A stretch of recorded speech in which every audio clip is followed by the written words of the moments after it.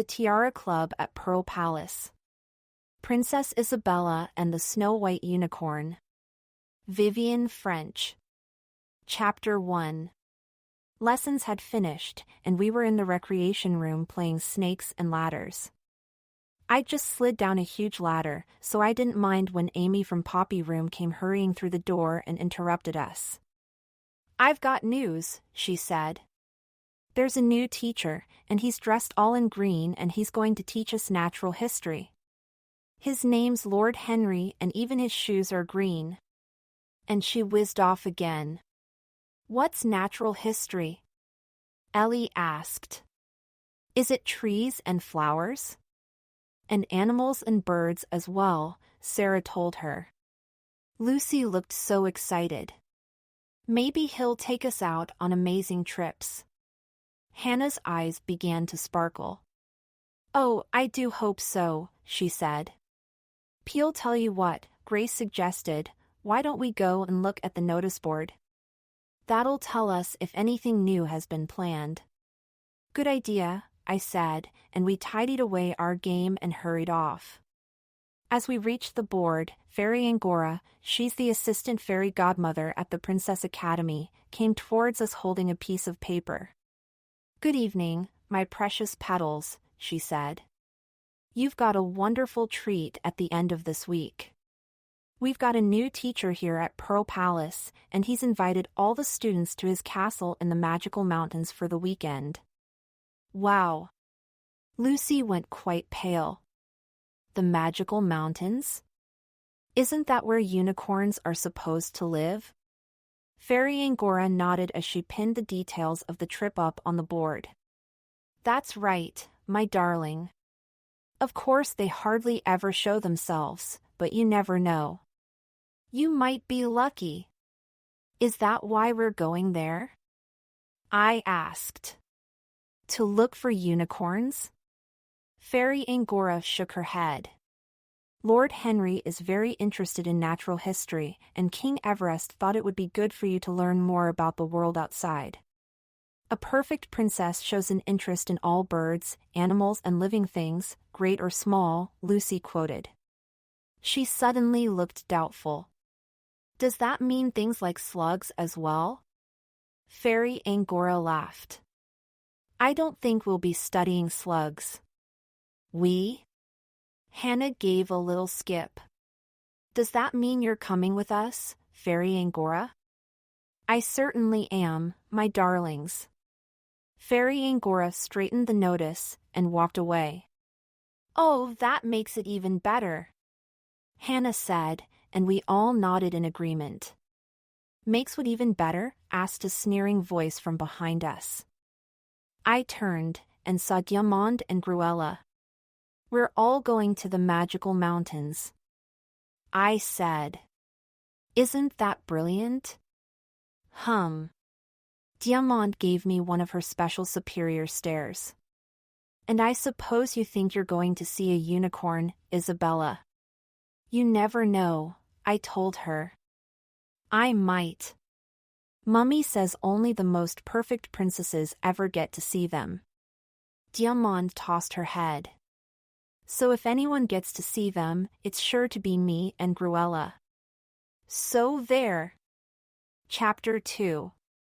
We could hardly wait for the weekend to come. Sarah made an hour chart, and we took it in turns to tick off each hour as it passed, but it still seemed ages until Saturday. When it finally arrived, we woke up really early. It was lucky we did, because Fairy Angora knocked on our door not long after. "Time to get up, Petals," she called, and we were out of bed in no time at all. We'd packed our bags the night before, so by the time Lord Henry strode into the entrance hall we were ready and waiting. "Good girls." "Jolly good show," he said when he saw us. "The coaches are outside to take us to the station, and the royal train will leave at 8:30 exactly." "Did you say a train?" Diamond screeched. "A train? Mummy never lets us travel by train." "Does she, Gruella?" Before Gruella could answer, Lord Henry gave a loud laugh. "Ha! Ha! Super joke, girls. Super! Into the coach you hop, now. And he almost pushed the twins out of the front door. They were so surprised they didn't say another word. Lucy grinned at me. I like Lord Henry, she whispered. Me too. I whispered back. The train was fabulous. Our carriage was heaped with soft purple velvet cushions, and there were purple satin curtains at the windows, but we pushed them to one side so we could see out. Fairy Angora sat with us, and she was almost as excited as we were when the train headed into the mountains and there was nothing but thick forest on either side of the railway track. Maybe we'll see a unicorn before we even get to the castle, I said hopefully. Fairy Angora shook her head. Don't be too disappointed if you don't see one, my darlings. They really are very rare. We nodded, but it didn't stop us hoping, especially me.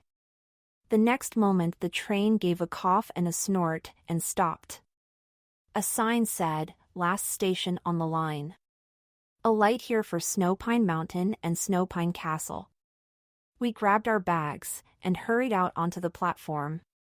Lord Henry was already piling luggage onto the back of a large cart pulled by a shire horse with big brown eyes. Diamond and Gruella climbed out of the carriage next to ours and looked round. There aren't any coaches to take us to the castle, Diamond announced. I hope no one is expecting us to walk. Absolutely, Gruella said, and she sat down on a bench. Lord Henry laughed his loud ha-ha laugh. Joking again, girls? What fun you two are. Tell you what, we'll lead the way. The rest of you can follow us. Straight up that path. The castle's right at the top. You can't miss it, not unless you're walking with your eyes shut. Ha! Ha! Ha! And he took a twin on each arm and strode away up the hill. Wow! Grace said as we stared after him. He really does know how to deal with Diamond and Gruella. This weekend's going to be fun, Lucy agreed, and we began walking up the path. Snowpine Castle wasn't beautiful, but it was very comfortable. There was a roaring fire in the huge reception hall, and loads of comfy chairs and sofas. After lunch we went to find our dormitory, and it was lovely right up at the very top of a tower with a fabulous view of the forest all around us. We could see the mountains stretching into the distance, and the highest peaks were covered with snow that sparkled in the sunlight. Isn't it romantic? Ellie sighed.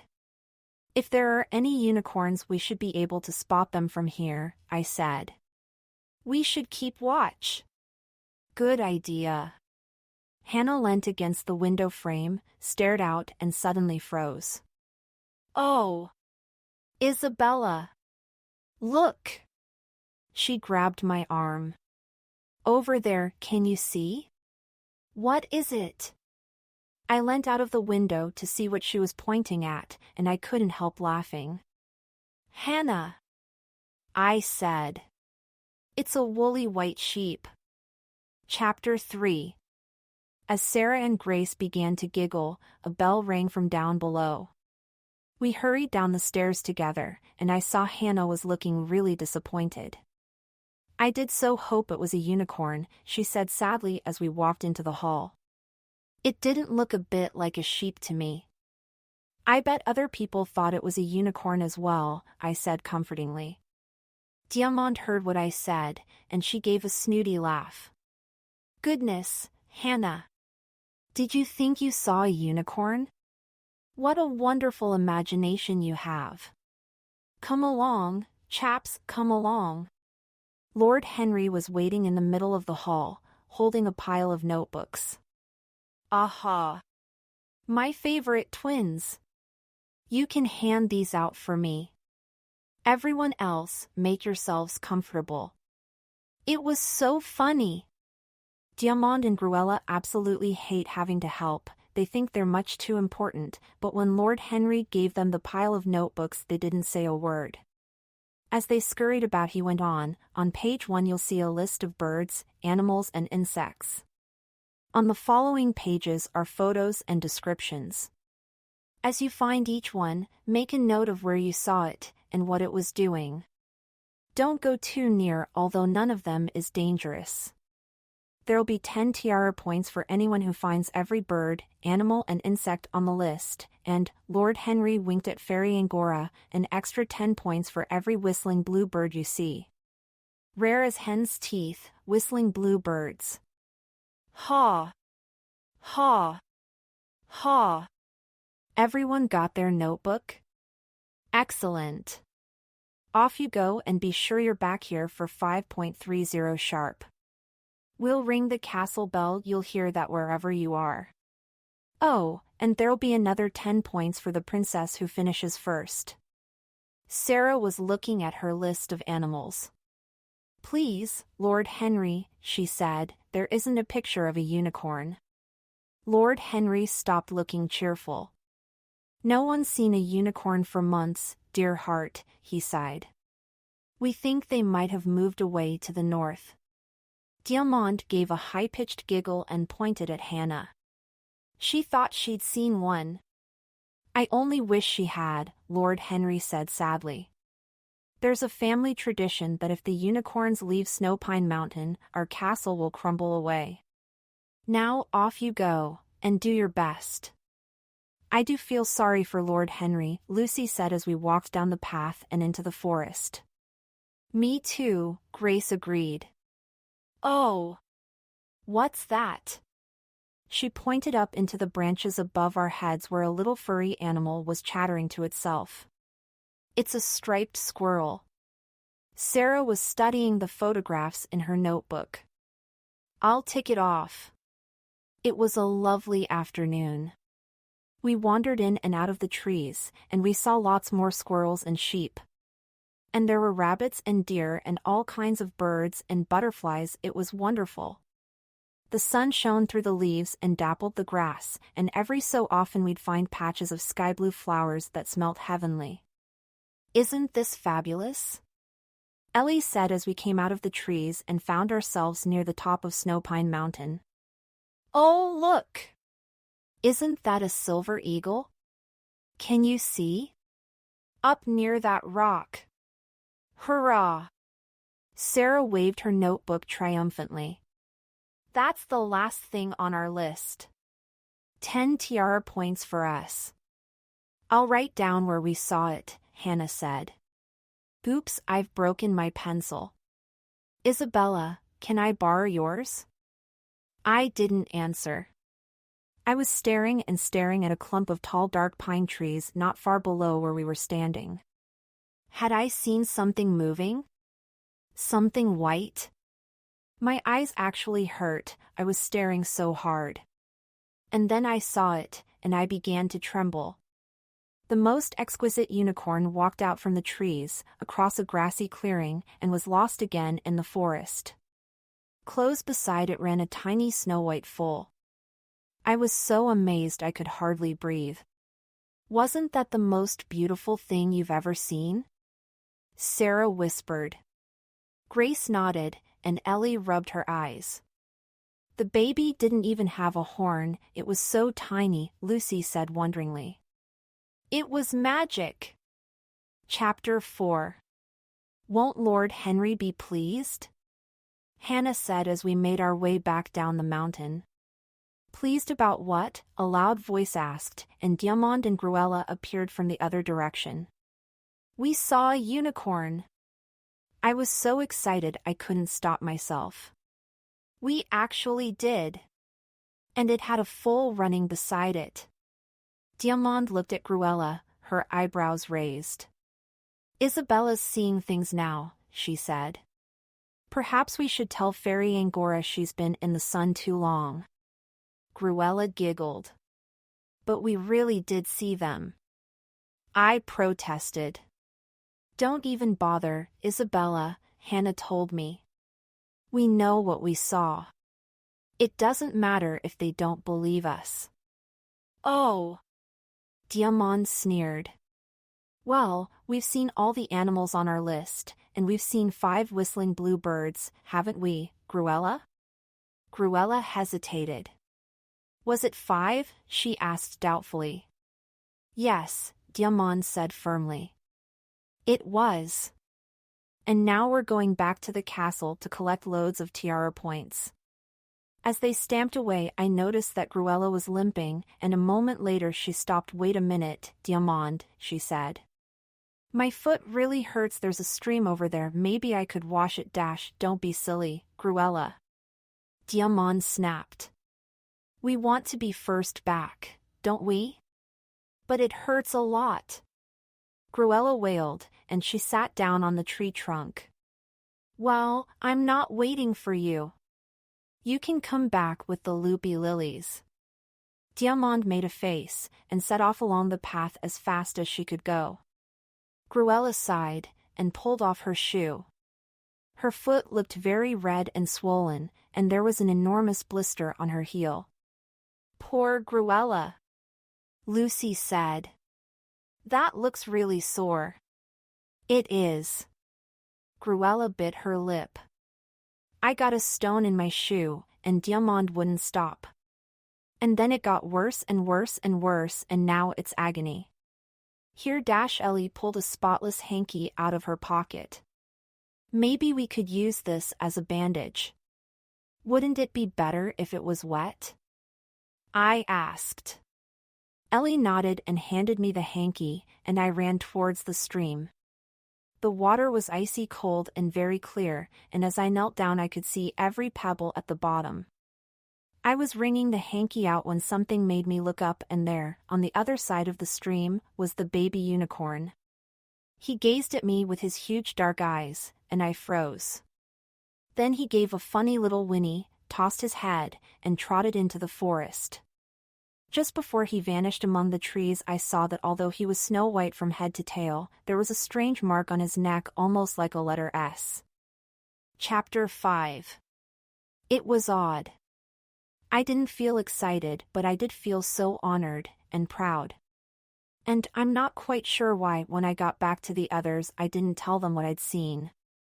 I watched Lucy wash Gruella's foot, and then we all helped her hobble back to the castle. We were almost there when the bell began to ring. There's Fairy Angora by the gate, Hannah said. Keep going, Gruella, you'll be fine as soon as she treats your poor foot. You'll be running about in no time. Fairy Angora came hurrying towards us, looking anxious. You poor petal, Gruella, she cooed. Diamond said you'd hurt your foot. Wasn't it so sweet of her to hurry on ahead to warn me? I gave her an extra 5 Tiara points for being so thoughtful. Hannah and I looked at each other, but we didn't say anything. Gruella's face went bright red. Diamond only ran on ahead so she'd be first back at the castle, she said crossly. She wouldn't wait for me, would she, Isabella?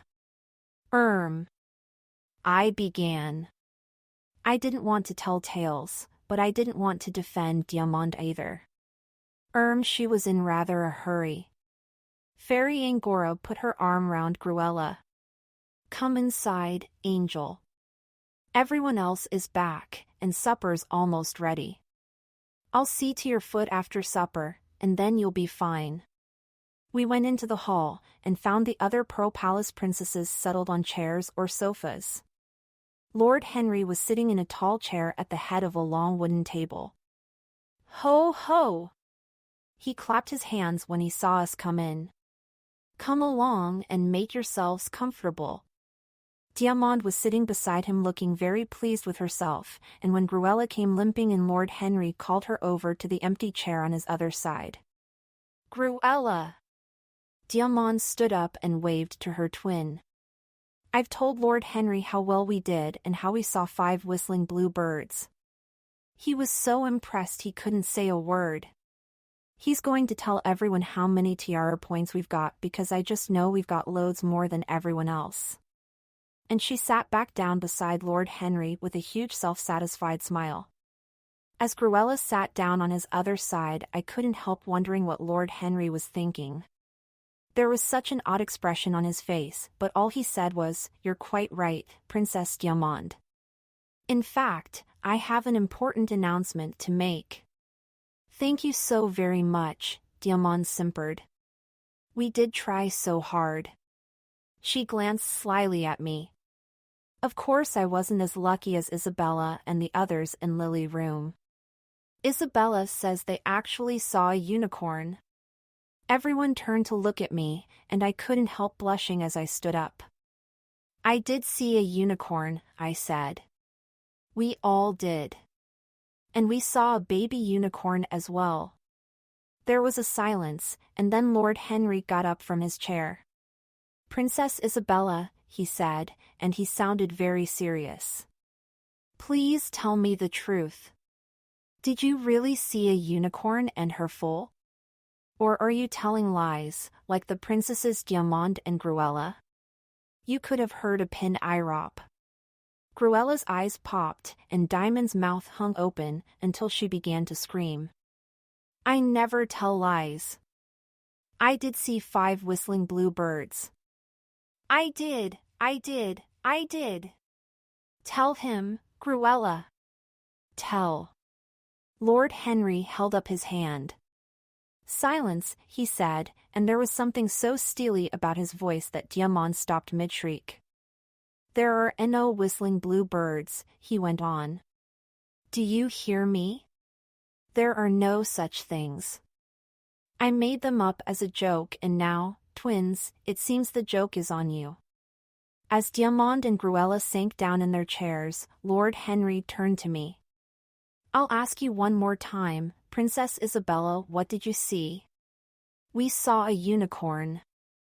I spoke as clearly as I could. "We saw a unicorn, and a little one beside her. They were near the top of the mountain, among the tall pine trees, in a grassy clearing." I took a deep breath. "And then, later on, I saw the baby down by the stream. He had a strange mark on his neck." "Wait!" Lord Henry strode across the hall, his eyes shining. "Say that again." "He had a mark on his neck? Are you sure?" I nodded. It looked just like a letter S. I thought Lord Henry was going to burst into song, he looked so happy. He grabbed my hands and whirled me round the hall until I was giddy. "You did see them. Nobody could make that up, it's the secret mark of the snow pine unicorns. Princess Isabella, this calls for a celebration. Tonight we'll have a party you'll never forget.